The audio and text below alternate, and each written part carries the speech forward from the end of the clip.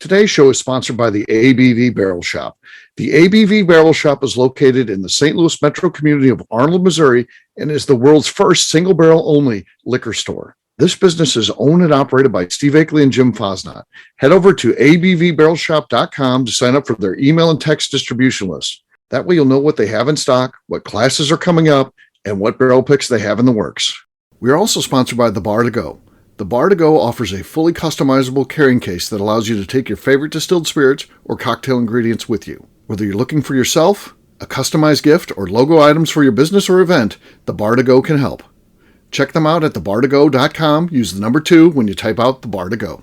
Did you know Neely Family Distillery now ships its popular distilled spirits directly to you? To order, simply call 859-394-3258. Tell them the ABV Network sent you. And now, on to the show. Let's drink!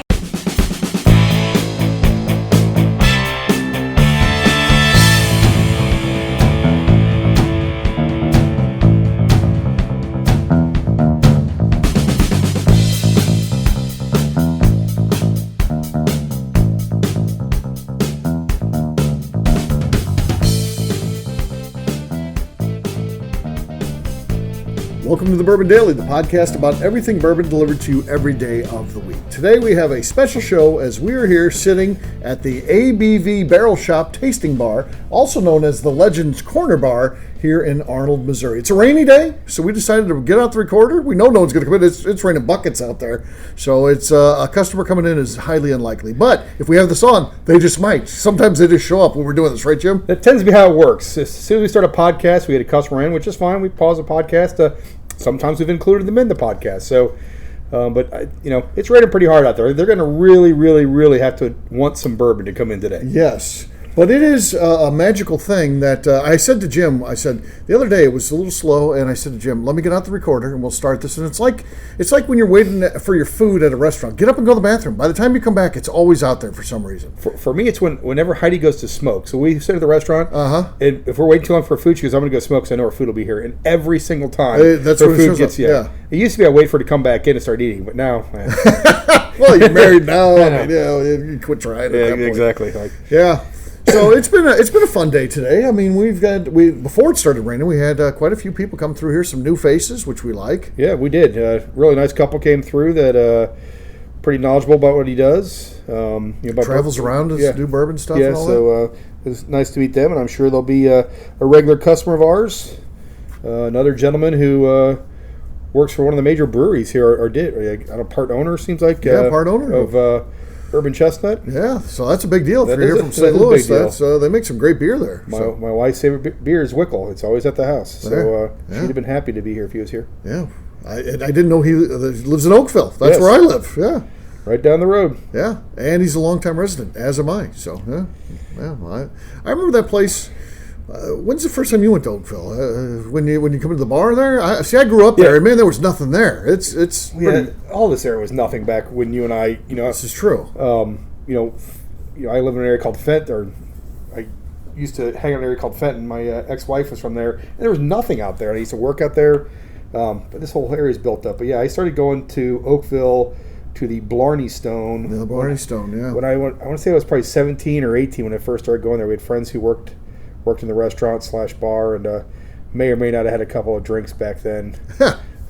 I've never been there, which is weird because it's an Oakville institution, but I avoided it. There was a couple of high school grads that were part owners in that, and in my understanding, it was like a high school reunion, and I've never even been to a high school reunion, so I didn't want to have one at the bar I'm at. So I never went there one time. I need to go there, and I understand even the food's pretty good there. So. It always was, and I haven't been there in years. But Steve, now that's we're gonna have a date. You and I are gonna have a bro date. Okay. To go to Blarney Stone, and I'll see how much of it I remember. I'm sure it's changed significantly since probably the last time I was there was 94, 98, somewhere there. Yeah. So, it's been around a long time. Oh, yeah. I mean, this was not long after graduation. I guess had to be a few years because, one of the guys, he might have repeated a grade. So he was quicker than most of us getting out of high school and starting at 21. Do you remember? Did you have any? I remember when I was young, we had junior high. That's gone. I think it's gone everywhere. I think it's all middle school now. But when it was 7th and 8th grade, and they moved us. They changed the district boundaries from between 7th and 8th grade. Terrible situation. They don't even do that now. That no longer do they. If they change the boundaries, once you start in a school, you get to stay. Now, back when I went to school, you just had to move schools. Now, I never moved or anything like that, but I had to change schools twice because of redistricting, and that was one of them from 7th to 8th grade. So that really sucked. So I go to 7th grade at Oakville Junior High. Loved it there. Great time. Loved Oakville. Then I had to go to Berkeley. Oh, my God, Berkeley. I mean, that's where all the rough kids are from. And I'll be damned if there was one guy that drove there. His name was, I don't want to say, his initials were JS. He drove to junior high. He had been held back 2 times. He had a beard in 8th grade. And here I am, how old are you in 8th grade? Like 11 years old? Yeah. Well, I could take to a different extreme because I got pulled out of public school in 5th grade. My brother did some things in public school that my parents want me to follow his name. so he's got a public school. You have to pay for his sins. Yeah, so he was 7 years older than me, and so a lot of stuff happened. So I got pulled out and I got put into Catholic school, and so it's worse, I think. 100% worse. But you talk about someone driving to school in 6th grade, we had this kid Kurt Felt, who's a farmer. It was all farms out there at the time in Chesterfield, and he was a farm boy, and he would drive the farm truck to school every day because his dad was out in the field. So he would be in 6th grade, rolling up in 6th grade. And the principal and stuff knew it. They knew him. He was right down the road farmer, and he would come in early and help set up classes or whatever else. But different time, man. He literally would be driving to school. We were, 6th grade, pulling in. Yeah. Yeah, boy, it's weird when that kind of stuff. I remember even going to high school. Phil Gamache, anybody who knows Phil Gamache here? He had a receding hairline and a big, thick, bushy mustache when I went to high school. I thought he was one of the teachers. No, he's just a student.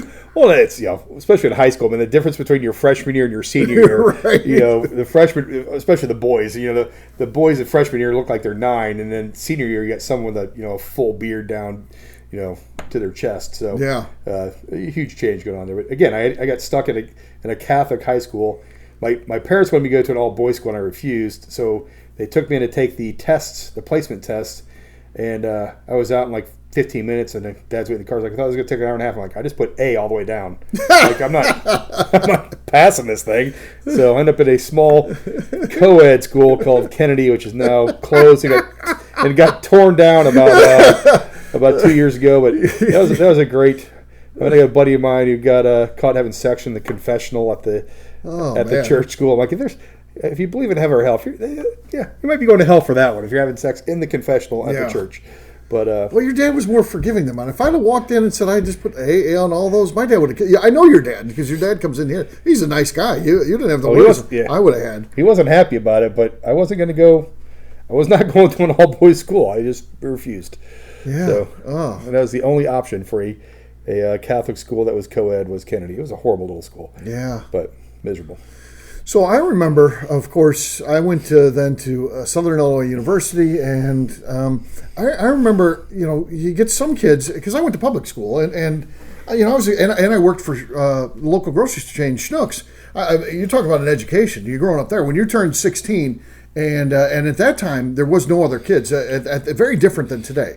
When I was there, I was the youngest person that they had ever hired. I was a bagger, but the other baggers, there was people in there from 19 all the way up to 35 or something, and I was just a kid. But so you talk about growing up, all the stuff that happens at the grocery store, it's unbelievable. Everything in the world happens at the grocery store.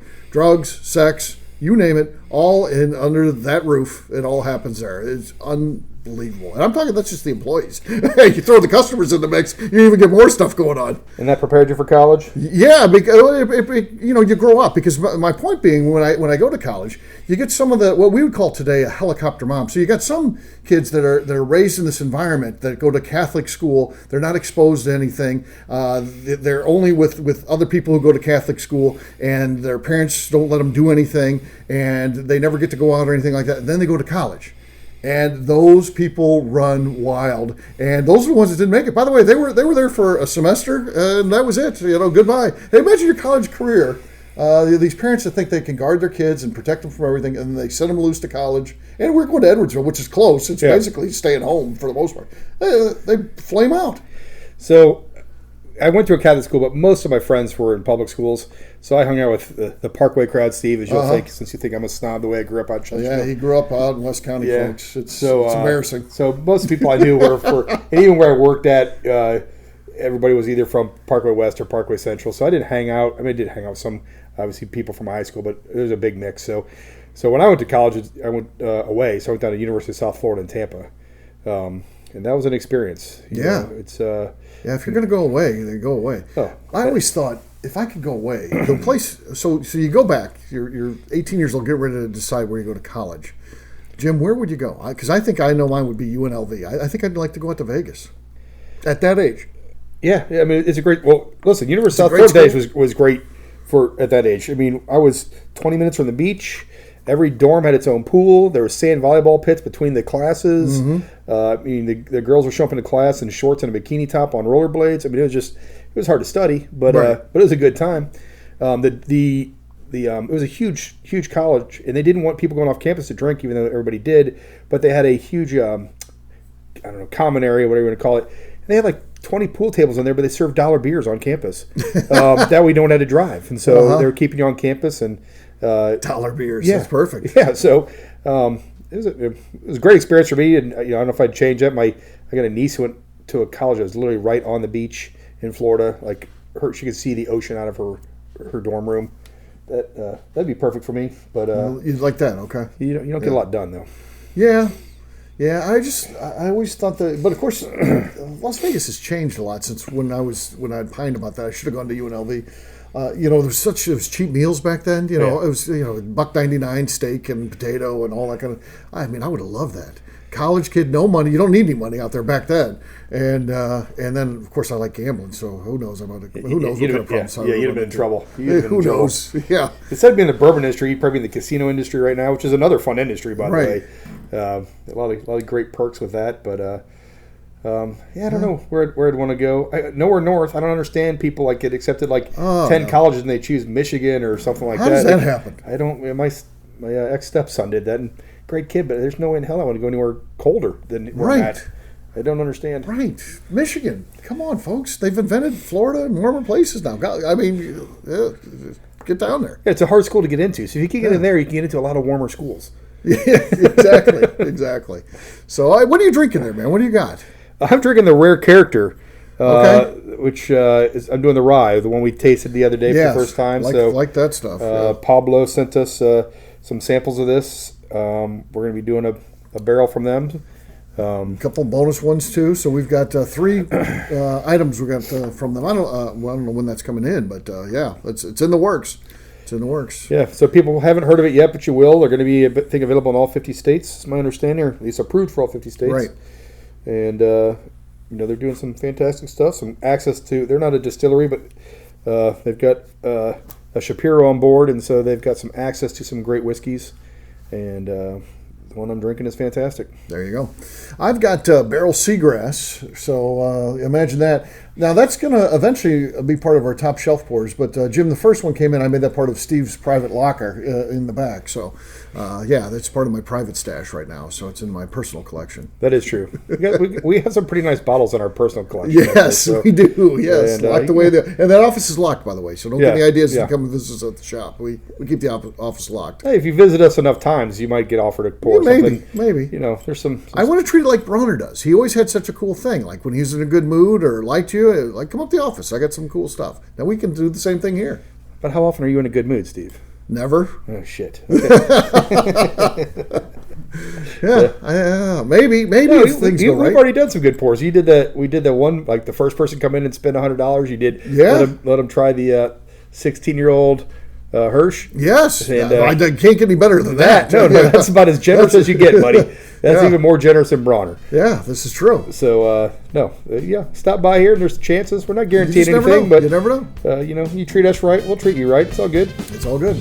All right, what we'll do next, we'll take a quick break, and then when we come back, it'll probably still be raining, so we'll still be just chatting. We'll do that in just a few.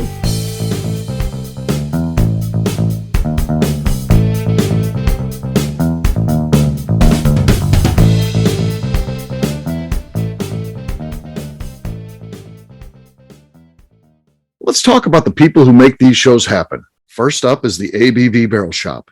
It is the most unique shopping experience in the world of bourbon, as the ABV Barrel Shop only sells single barrels. Owners Steve Akeley and Jim Fosnot select. With over 100 distilleries on board to sell us barrels, we are home to the most unique and diverse barrel pick selections in the bourbon world. By signing up for our email, you will always know what we have in stock. In addition to the single barrels, we'll have a gift shop featuring ABV Barrel Shop as well as ABV Network merchandise. We are partnering with vendors like Art Eatables and Old Man Bay Signs to bring you unique items you can't find anywhere else.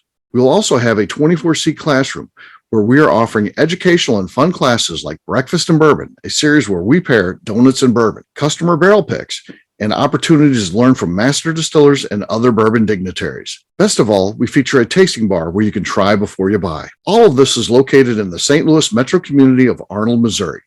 If you are in the St. Louis area, please stop by to say hi. If you're traveling in from outside the area, please take advantage of our hotel rates with the Drury Inn and Pear Tree Inn, less than a mile from our shop. This can be done via the links in our Visit St. Louis section on our website. Head over to abvbarrelshop.com to plan your trip. The ABV Barrel Shop.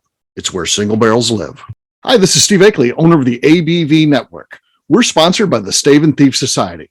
This is where you, a bourbon enthusiast, can expand your knowledge and emerge a bourbon steward. In 2017, I completed my Executive Bourbon Steward certification. It's the most comprehensive bourbon certification program available and connects you with an expansive network of bourbon enthusiasts and professionals. Check out the full listing of in-person and online certifications and join the society today by enrolling at staveandthief.com. Okay, let's talk about the Neely family distillery. In 2018, I met Royce Neely at an industry event. He started appearing on our shows, and we became friends during my frequent trips to Kentucky. Today, he is amongst the leaders of young distillers leaving their mark on the bourbon industry. A visit to Neely Family Distillery yields insight on their unique family history, why their products are special, and gives you the opportunity to taste their whiskey, moonshine, and creams. Check them out at neelyfamilydistillery.com or visit them in Sparta, Kentucky.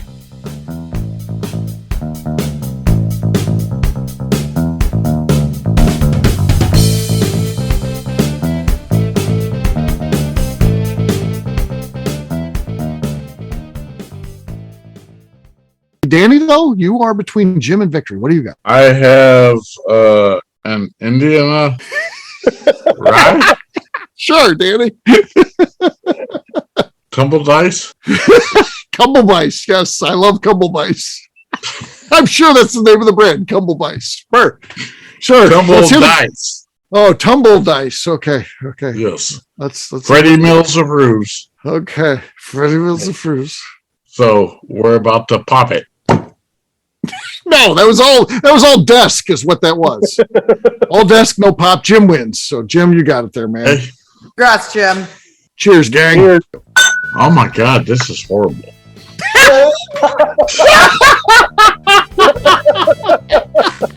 All right, everybody, welcome back. Appreciate you coming here and listening to the Bourbon Daily today. It's a rainy day. It may not be raining where you are. It's probably not raining where we are when you hear this. But it's raining today as we record this. That's the important thing. Yeah. Nothing's made me happier than watching Steve frolic in the puddles today. Oh, taking man. his shoes off and just dancing around in the parking lot. Yeah. It was amusing. I really don't like rain, but I have to say I do like it better than snow. My enemy is snow. You're kind of the same way, right? You don't like snow either, do you? No. There's no redeeming quality when you're an adult. When you're a kid, you get to get off school. It's fun to play in. If I'm out in Colorado, yeah, give me snow. That's fine. I'll go snowmobiling and have some fun, Okay. stuff like that. But in general, my enemy is cold. It's not necessarily snow. I just hate it cold. But here, snow never lasts. It's always dirty and nasty and everything else. But if you get me out to Colorado or Right. some kind of place like that, now I'm too old and fat to be skiing down a hill anymore. I couldn't stop and I just hurt myself. But when I was younger, I'd like to ski, and I tried snowboarding once, broke 4 ribs the first time. Oh, jeez. So I won't do that anymore. But I don't hate the snow like you do, but I could do without it. I could never see snow again and be just fine with it. If I wanted to see it, go out to Colorado and see it where I can actually do something in the snow worthwhile. To me, it's just everything about it's bad. People say it looks pretty, and that's fine. But the internet has the pictures if you just want to see it looking pretty. you got to shovel it off your driveway, or you got to try to drive around it to get to work, and you say, well, I'm good. I got a 4-wheel drive. I can drive. Well, what about the other guy? Do you know what everybody who has on the road? Or what about the idiots? I hate when you're driving and it's snowy condition and you're on the highway and you're doing fine, and then here comes some idiot, and they think because they got 4-wheel drive, and you see it's a truck, so the ass end is as light as can be. They're doing their regular speed, and snow's terrible.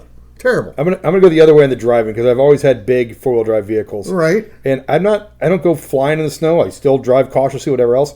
But what drives me crazy is when you get a person who doesn't have 4-wheel drive and they're on my ass, and I've got my big 4-wheel drive and they're riding on my bumper and they're Cutlass or some shit, rear-wheel drive, big vehicle. I had some years ago, I had a guy just on my ass on a highway here, and I got tired of it. I kept tapping the brakes trying to get him back off, and he wouldn't. So finally we got on a hill. This was back before they'd redone Highway 40 and it was still hilly. And I slowly came to a stop on a hill. And then he had to stop behind me. And then I took off, went up the hill, and just left him stuck there on the highway. Really? Yeah. Don't follow me that close in the snow. Don't follow you that close. Have you ever helped anybody out in the snow? Oh, yeah. I used to pull people out.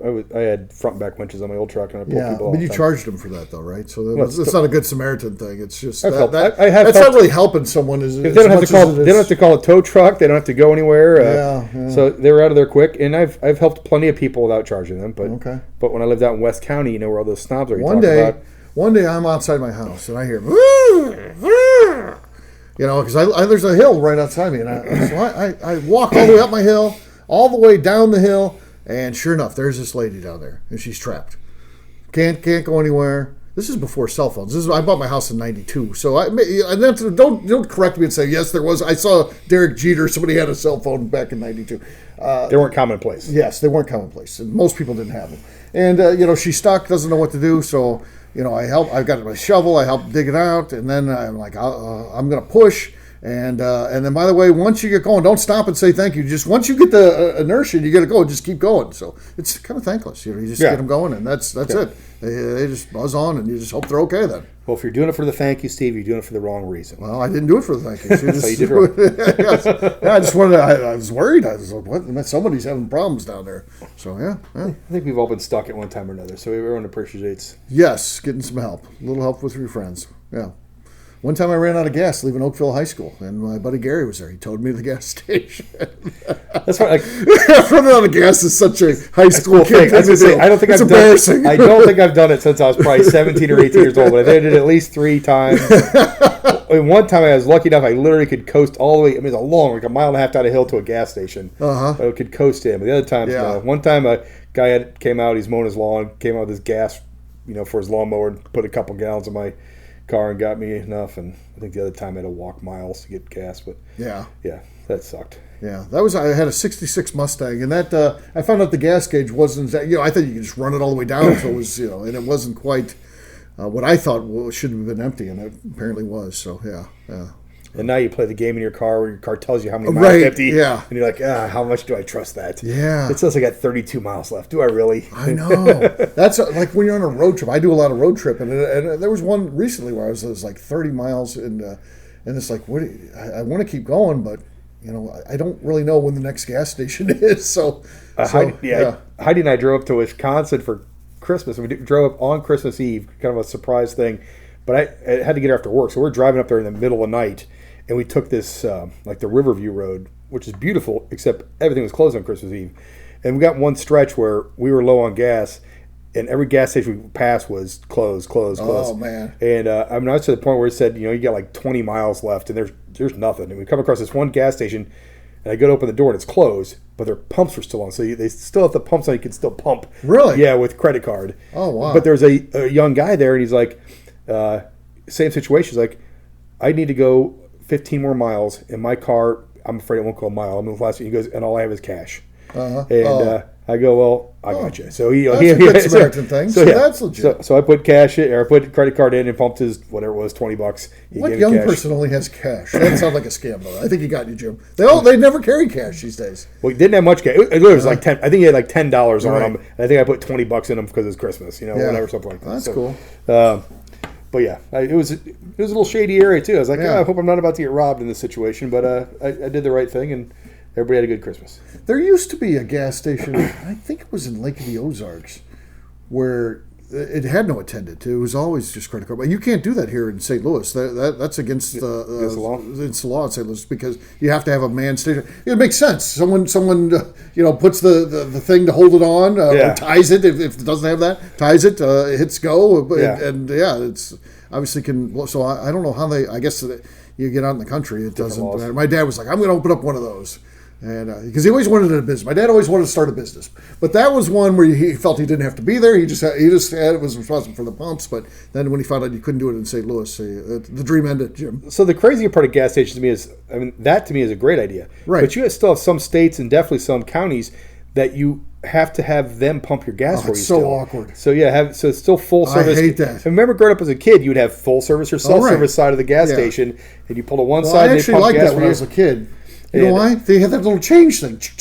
Well, plus they wash your windows and shit all the time. Yeah, that all seemed fun. Yeah, but there's I know up in New Jersey they still have it. They have to. New Jersey and it's all a union, Oregon, I think. It's like a union that has it, and they here you go. You have to. It's terrible. Yeah.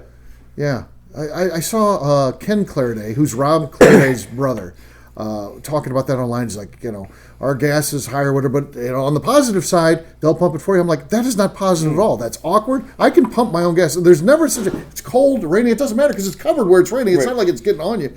I think that's horrible. Yeah. I would move out of a state. If Missouri says, hey, we're going to this, it's a pretty neat idea. Guess what? You don't have to pump your gas anymore. I'll move. That's the hill you're dying on. Yeah, that's it. I don't believe you. I don't think you're moving. That's what's keeping me in Missouri right now. We don't have to pump our own gas. We're allowed to pump our own gas, you mean? Yes, exactly. I want to pump my own gas.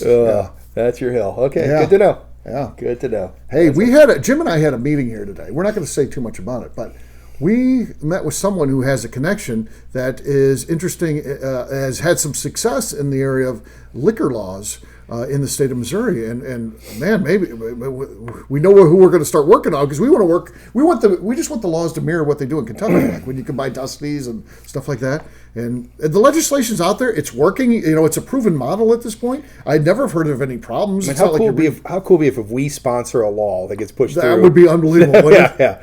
So. It's really tentatively known as the Akeley-Fosnat law. Wouldn't that be something? Yeah, Fosnat-Akeley, but okay. Well, hey, they go alphabetical. It's just because we've always said that's the dream that when we get this place, we want to do that. That was like one of the things we wanted to do. It's a specific law that we can't go into because we want to spoil it for everybody. Right. But if it happened, it'd be fantastic for us and the industry. Yeah. Yeah, it's definitely something that we're going to work on, and we'll see what happens. I've been a person who's been lucky enough, Jim, where sometimes you have a dream and you don't even know how you can get to the path there, like making movies. I always wanted to make movies forever. I don't know how I'm going to make any movies, and then I meet Bo, and then we have complementing skills, and we're able to work together, and we make some pretty great movies. And you throw Susie in the mix, and you've got this dynamic trio that can make some really great films. And this is one of those things. How do you change legislation? I would have no idea where to begin. And now maybe we found that path. We wanted to find the path today, so pretty cool. Very cool. All right, well, there you go. There's a show on a rainy day. Jim, look at that. It's starting to brighten up a little bit. I think we're supposed to get about an hour break, and then the rain's coming back. There we go. But maybe we'll be back on it a little bit. Yeah, it'll be time for you to get out of here to celebrate with your daughter. Yes, my daughter got promoted, folks. So she manages all the chemists now in the company she works for. Congratulations to her, and you got to be proud, Steve. Very proud, very proud. The proudest. This place makes me proud, but nothing makes me as proud as my kids. So that's for sure. So I understand. Yeah, very very cool thing. We were both lucky fathers. We have two great kids that are doing it on their own. So I'm proud of them. Yeah, very, very, and people who have kids understand that. If you don't have kids, you're like, well, what the hell? Who cares? All right, we'll wrap this one up as we always do by talking about where people can find us. Jim, we'll start with you. Where can people find you? You can find me on Facebook at Jim Fosnat. You can find me on Instagram at FozJim, FAZZJIM, or you can find me every Wednesday through Saturday hanging out here in Arnold, Missouri at the ABV Barrel Shop. Come on by. All right, for me, I'm an easy guy to find. I'm at Steve Akeley on Twitter, Instagram, or Facebook. I've got a website, steveakeley.com. I've also got a company website, that thing's abvnetwork.com. Check it out because everything that we do is out there. Previous shows, blogs, so much more, abvnetwork.com. Please give us a 5-star review. It helps new people find the show. That's pretty darn important to us. And if you like what we're doing, get involved. Head over to patreon.com/the ABV Network. Well, great job today, Jim. For our audience, we'll have a brand new show for you tomorrow. Looking forward to that. Until then, take care, everybody. Cheers. Peace.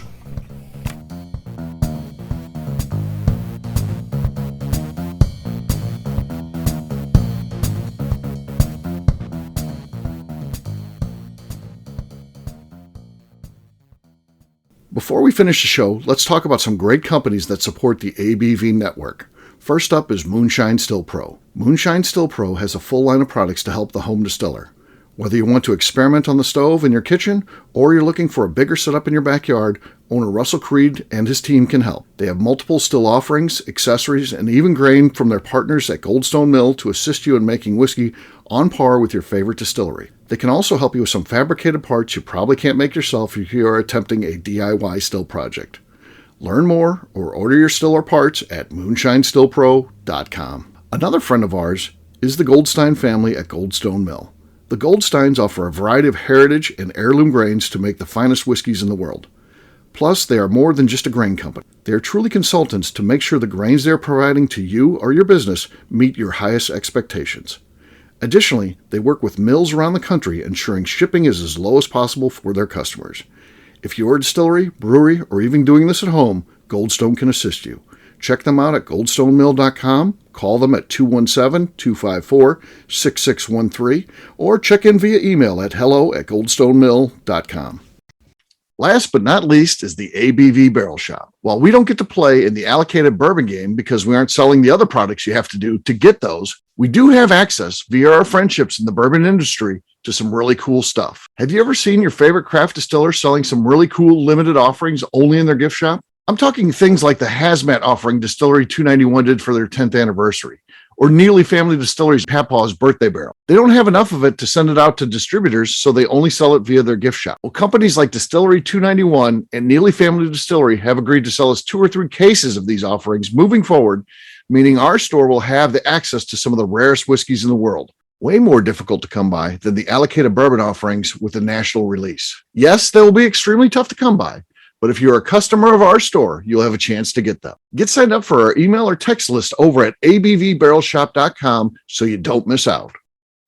The Bourbon Daily is part of the ABV Network. For more information or to become a sponsor, please visit abvnetwork.com. Thanks for listening and cheers. This has been a Steve Akeley production.